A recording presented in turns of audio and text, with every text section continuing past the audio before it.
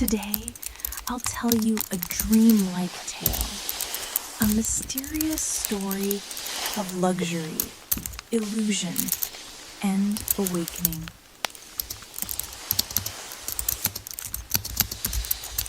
So, if you're comfortable, settle in, relax your shoulders, and let your breath fall gently.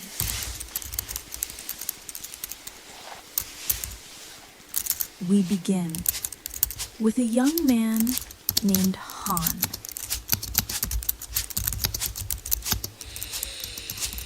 Han was born into a noble family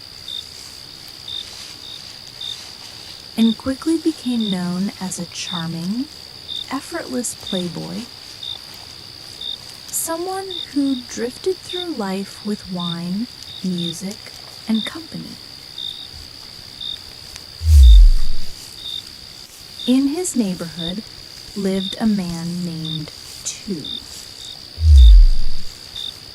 Tu often visited Han's home. The two would drink, joke, laugh, and waste long afternoons together.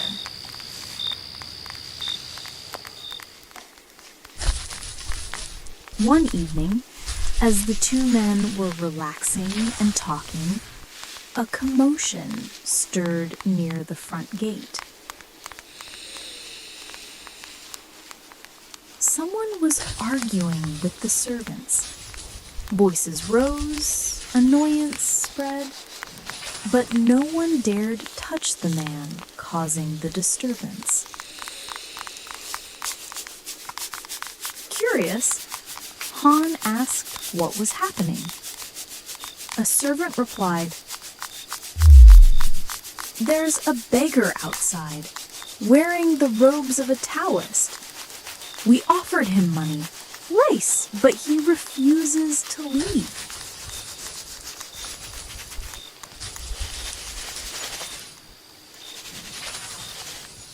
Before Han could speak, the Taoist stepped inside.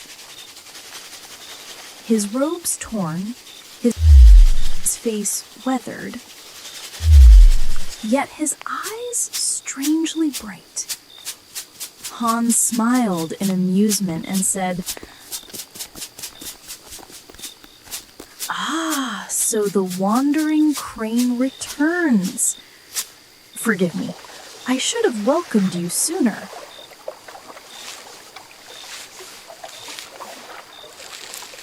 The Taoist chuckled softly.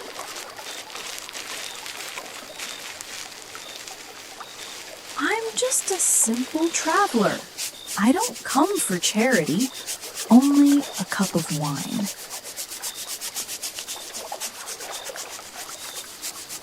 Han signaled for wine.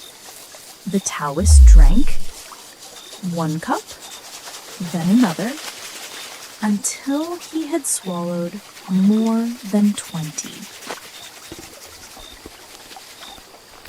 Tu watched with visible disgust, annoyed at the ragged stranger drinking so freely. Han, however, treated him like any passing guest. When the Taoist finished, he simply bowed and slipped away into the night. From that day on, the Taoist began appearing regularly. He arrived whenever he pleased. If there was food, he ate. If there was wine, he drank. Always silent, always slightly smiling, always impossible to refuse.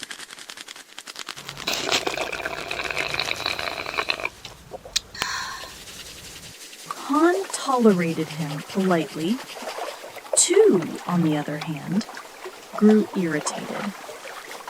One evening, after too many cups, Tu muttered jokingly,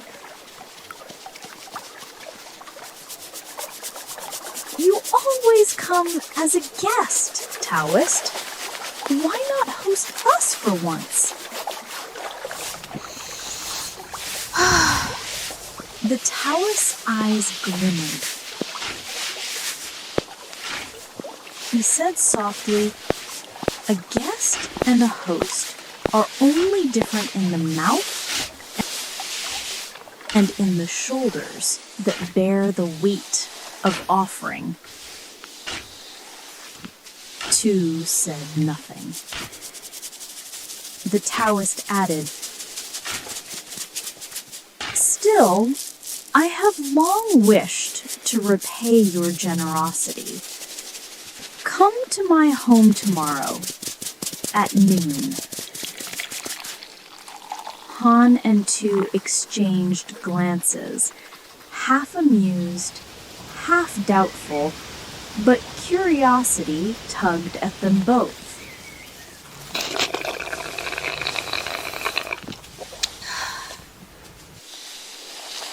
The next day, Han and Tu traveled to the Taoist residence. They expected a hut, maybe a broken gate, nothing more. But outside the gate, the Taoist waited, smiling gently. When the gate opened, both men stopped in disbelief. The shabby hut they remembered was now replaced by a freshly built, elegant home. Walls white as polished bone, wood carved with delicate patterns, lanterns glowing like pearls. He whispered, "When did he build all this? He must not have come here for a very long time." The Taoist simply smiled. It was finished only recently.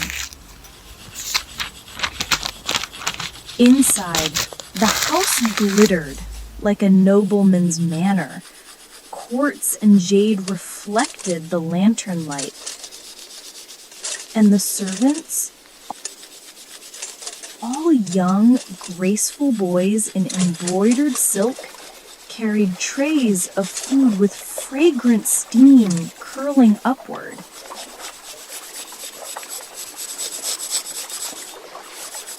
Han and Tu were stunned.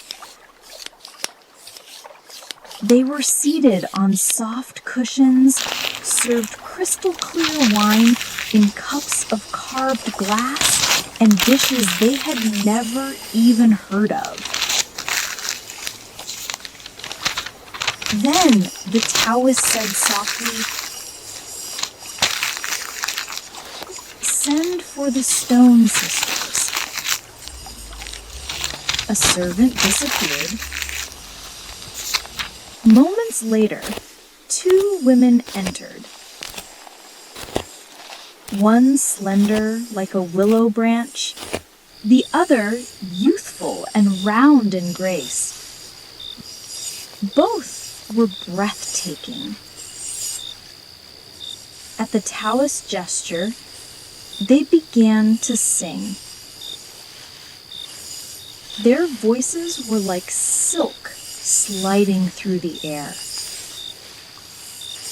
Soft, warm, impossible to resist. The younger girl sang the melody, light as drifting petals. The elder answered her with a flute, thin and clear as morning frost. Han and Tu sat frozen, enchanted. When the song ended, the Taoist murmured, "It has been a long time since you danced. Can you still remember the steps?" Servants rolled out a mat. The two women danced. Slow, fluid motions, robes flowing like mist, a faint sweetness drifting from their sleeves. When they finished, they leaned gently against the wall, a picture so alluring that Han and Tu could hardly breathe.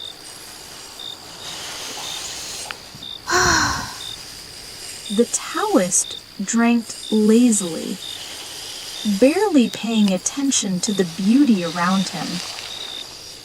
Then, his cheeks flushed with wine, he stood. Please enjoy yourselves. I'll rest for a moment. He walked toward a bed inlaid with mother pearl. A young maid hurried over, laying out soft bedding. The Taoist lay down, pulled the girl close, and allowed another maid to massage his shoulders. Han and Tu turned away, uneasy and offended. Tu shouted, "Taoist, this is improper." Before he could say more, the Taoist suddenly sat up and slipped away like smoke. Morning. Han opened his eyes slowly, expecting silk cushions, the scent of incense, the gentle light of lanterns.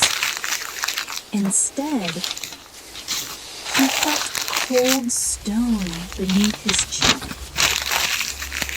Damp, heavy, a smell of old earth. He sat up, terrified. In his arms was not a silken pillow, but a large, rough rock. He looked around.